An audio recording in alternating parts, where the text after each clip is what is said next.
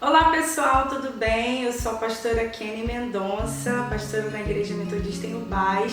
Recebi o convite de estar aqui com vocês compartilhando uma palavra sobre alegria na adversidade, alegria em meio à adversidade.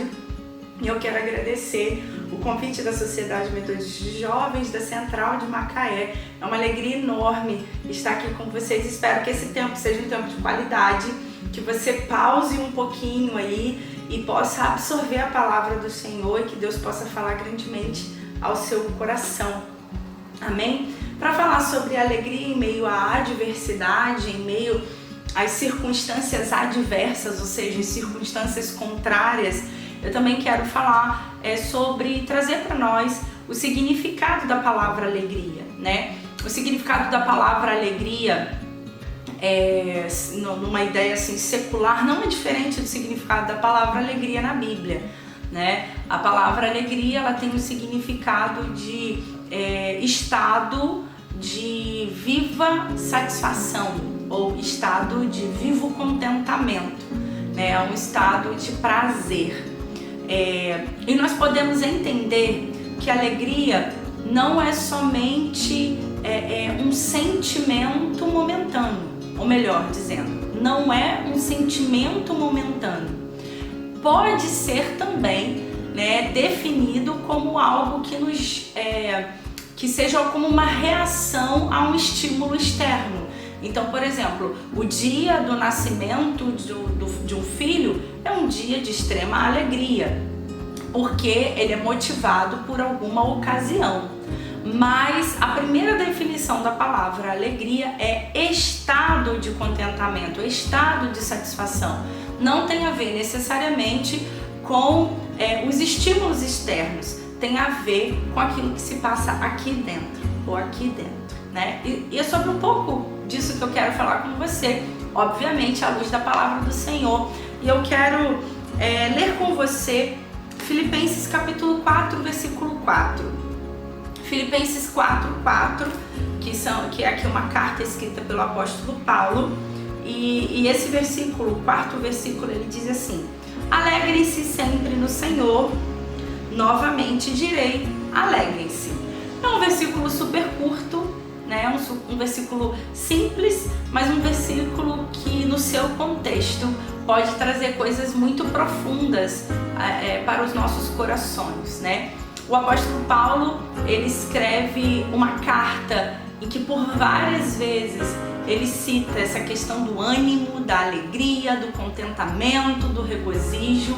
É um tema bem central na carta aos Filipenses, né? E nessa carta, o apóstolo Paulo, trazendo essa palavra de ânimo, ele escreve essa carta dentro de um cenário bem adverso.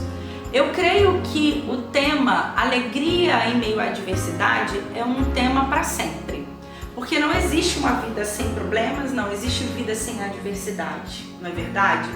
Mas dentro desse momento que nós estamos vivendo, um momento totalmente inusitado, tendo em vista que estamos numa pandemia, num quadro de pandemia mundial, né? Pandemia é um tempo de uma crise mundial, uma adversidade que passeou por quase todos os países, né, do nosso planeta, fez com que nós estivéssemos aqui durante tantos meses vivendo um tempo completamente diferente.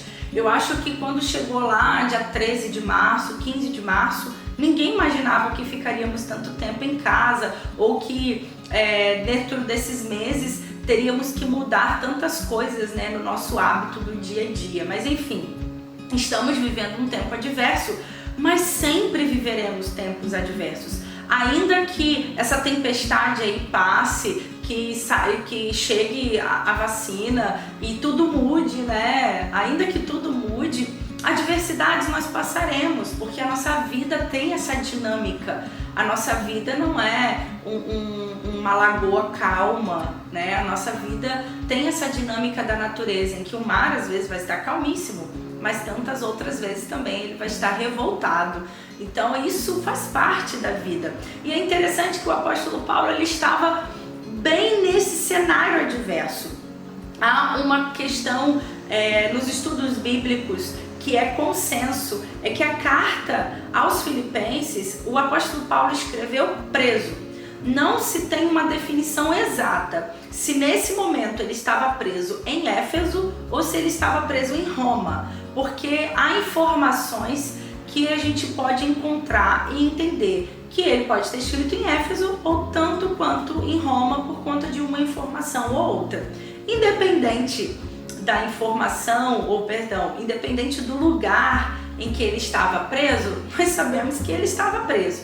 Então, para pensar, um homem acorrentado, um homem preso, um homem que estava dentro de uma prisão, escreve para a igreja em Filipos a respeito de alegria. Ele fala sobre isso. Isso nos mostra mais ainda que a alegria não tem a ver com o estado exterior, mas tem a ver com o que está acontecendo dentro da gente. Então, se a gente pode fazer aqui uma brincadeira, Paulo ele estava falando em lugar de fala. Paulo ele mostra com propriedade, ele tinha lugar de fala e ele mostra com propriedade que a alegria tem a ver com a satisfação interna, tem a ver com a maneira em que nós escolhemos reagir às coisas, ou melhor, ter uma nova ação diante das coisas. E é muito bom a gente parar para pensar isso, né? Porque a palavra do Senhor na Bíblia nos mostra também que a alegria é um dos itens, uma das virtudes na lista do fruto do Espírito. O que isso significa? Significa que a alegria é produto, alegria é fruto, é resultado de uma vida no Espírito. Então nós percebemos que o apóstolo Paulo, por ter o Espírito Santo, ainda que seus pés acorrentados, ainda que o seu corpo tenha estado ali nesse local limitado, o seu espírito era livre no Senhor. Por que o seu espírito era livre? Porque ele tinha uma experiência de testificação espiritual por meio do Espírito Santo de Deus. E ele tinha esse estado de plena e viva alegria e contentamento, porque isso era fruto da sua vida no Espírito.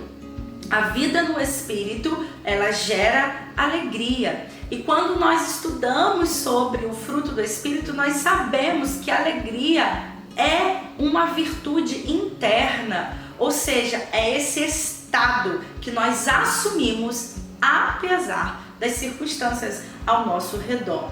E aí a gente pode entender, a partir desse texto de Colossenses, qual era o segredo do apóstolo Paulo. Um homem que poderia ter escolhido uma vida completamente amarga, não escolheu.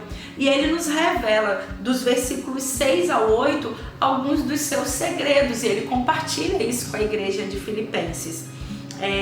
Filipenses 4, do 6 ao 8, diz assim: não andem ansiosos por coisa alguma, mas em tudo, pela oração e súplicas e com ações de graças, apresentem seus pedidos a Deus. E a paz, que excede todo entendimento, guardará o coração e a mente de vocês em Cristo Jesus. Finalmente, irmãos, tudo que for verdadeiro, tudo que for nobre, tudo que for correto, tudo que for puro, tudo que for amável, tudo que for de boa fama, se houver algo de excelente ou digno de louvor, pensem nessas coisas. Olha que incrível! O apóstolo Paulo, em 3 versículos, compartilha segredos maravilhosos. Ele nos mostra que pelo fato dele ter escolhido viver nesse estado de alegria, ele tinha um lugar para depositar a sua ansiedade. Ele tinha escapes, sabe? Ele sabia que ele tinha que depositar a sua ansiedade no Senhor. Ele sabia que a paz do Senhor, que excede o entendimento humano, traria equilíbrio para a sua mente e para o seu coração. E ele também entendia que aquilo que ele consumia poderia fazer com que esse estado de alegria não fosse abalado. Ele diz: tudo que é bom, e tudo que é santo, tudo que tem algum louvor, que tem algo excelente, seja isso a ocupar a sua mente. Então olha só que dicas incríveis que o apóstolo Paulo mostra para nós como segredo daquilo que ele escolheu viver. Meu irmão, minha irmã, a vontade do Senhor é que você e eu também vivamos alegres. Então, para que nós possamos viver alegres, é importante a gente entender que isso tudo começa aqui. A palavra do Senhor em Romanos 12:2 diz assim: transformai-vos pela renovação da vossa mente, para que experimenteis a boa, perfeita e agradável vontade do Senhor. Para que a gente experimente a vontade do Senhor, que é que a gente tenha assim uma vida alegre, começa por aqui. Começa pela renovação da nossa mente. Que você possa encontrar no Senhor vida no Espírito, escape, e que você possa encontrar no Senhor, nesse caminho de renovação de mente, a transformação dos seus pensamentos, do seu olhar, para que você possa experimentar a perfeita vontade do Senhor, que é que você seja sim uma pessoa feliz, uma pessoa que viva em pleno estado de alegria, independente das circunstâncias ao redor. Amém? Deus abençoe sua vida e nós continuaremos esse assunto no próximo vídeo. Paz!